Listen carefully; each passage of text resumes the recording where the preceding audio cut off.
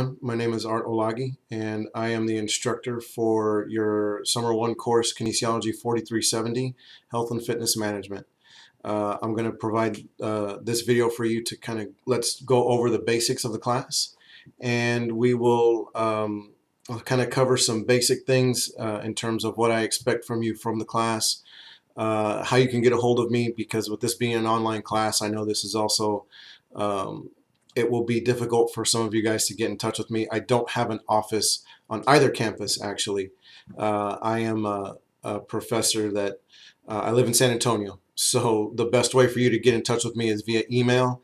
If we have some issues that you need to speak with me via phone or things like that, I will give out my cell phone so that we can talk, but only really if we need to talk about it, you know, based on your circumstance. Okay, so the first thing I want to go over is let's talk about the textbook. It is going to be required for the class, and it is the Health and Fitness Management textbook. Should be available at both of the bookstores. So if you have any questions about that, please feel free to let me know.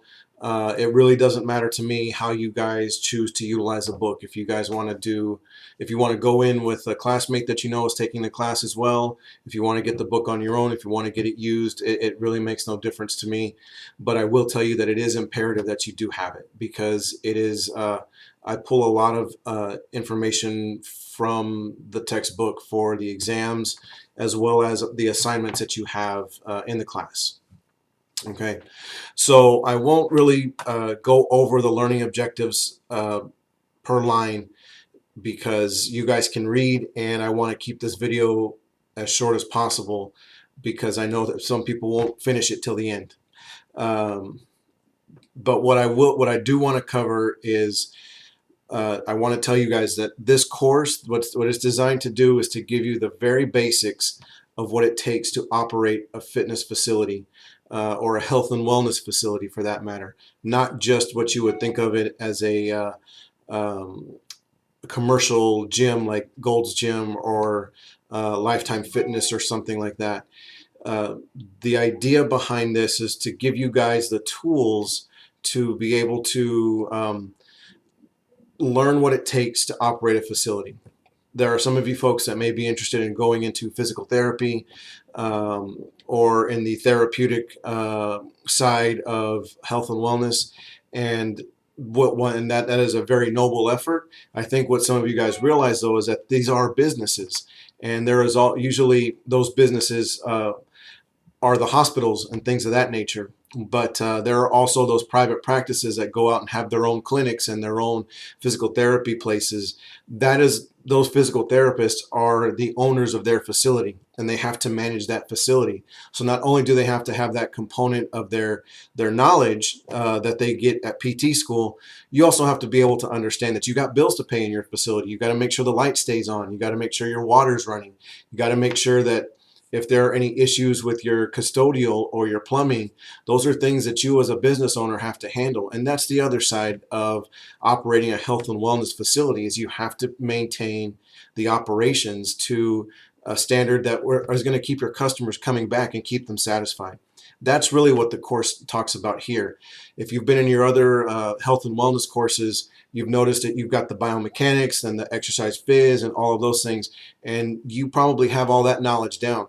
This is the other side of the coin, giving you that opportunity to learn what it takes to operate a facility, and you to be the sole business owner. And so that's what this is going to cover.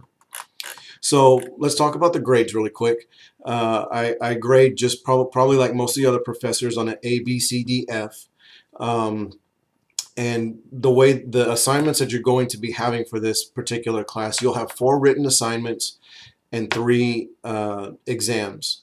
Okay, and those are it. So you're going to have a total of 7 grades for me to evaluate you on. Please know that I do not accept late work. So missing an assignment is detrimental to your grade. Okay, if you have any questions about my policy regarding missed assignments, you're welcome to speak to me via email, or we'll have a conversation. But I want you to know that the way I've set up the assignments is that everything is due on a specific date, and it's due by 11:59 p.m. on that day. If it comes in at 12 o'clock and 1 second, it's considered late and I will not grade it. And I want to make sure everyone is very clear on that. One of the things that you're going to need to learn, and this is really just a good metaphor for life, is that supervisors don't always accept late work. If they give you a deadline, you meet your deadline. If you don't meet your deadline, you meet your consequences. That is the overarching thing in the business world. You have to understand, and this is one of the ways that I try to reach that, to get you to understand that in the class. That's why I don't accept late work. If you have any questions, if you have any concerns, if you have any mitigating circumstances, if there are things that you feel that I need to be brought to my attention for the reason that a grade is going to be late, feel free to contact me. The one thing that you'll also get to know about me is that I feel that open communication is the best way for us to work. If you are having an issue because you have some things going on outside, I understand life happens. You need to tell me as soon as possible so that we can see if there's a solution available. I'm willing to work with you if you're willing to talk to me. But if you don't reach out to me, I have no choice but to go on what I have of you, and that is if you turn it in late, then I won't grade it, and it's as simple as that. Okay. Something else on my grading policies that I want you guys to be aware of is that this is a senior level class. I expect senior level work.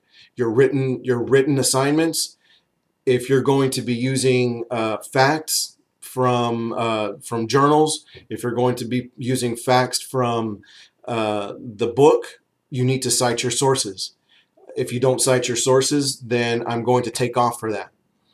This is research. These are, and I understand as a senior student, you don't know everything. You don't know some of the statistics that maybe are, on the obesity rates in the Rio Grande Valley. You have to find that information from somewhere. Wherever you find it from, cite the source. It's very simple. If you give me very loose facts, I'm going to call you on it, and I'm going to grade your assignment as that. I expect there to be senior level work written on these assignments. Okay. If you have any questions about that, again, please feel free to let me know.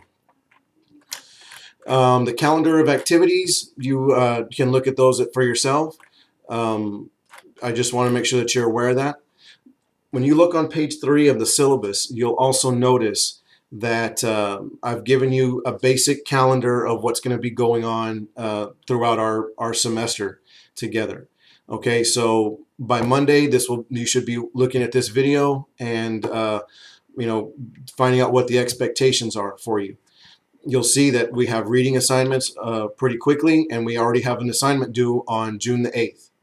Okay, the way that I try to structure this class is that I will have everything uploaded for you when you need to have it ready so that you can do the assignment on time. Because this is a summer class, it's going to be very quick. It's going to be very intense. So if you have questions or are having some issues keeping up with something, please let me know as soon as possible.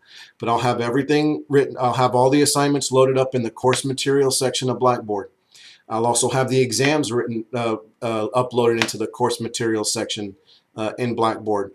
As those exams become available, you have a total of 24 hours from the time the exam comes available until the end of that day. So I will make it available at the end of June 12th, 11:59 p.m.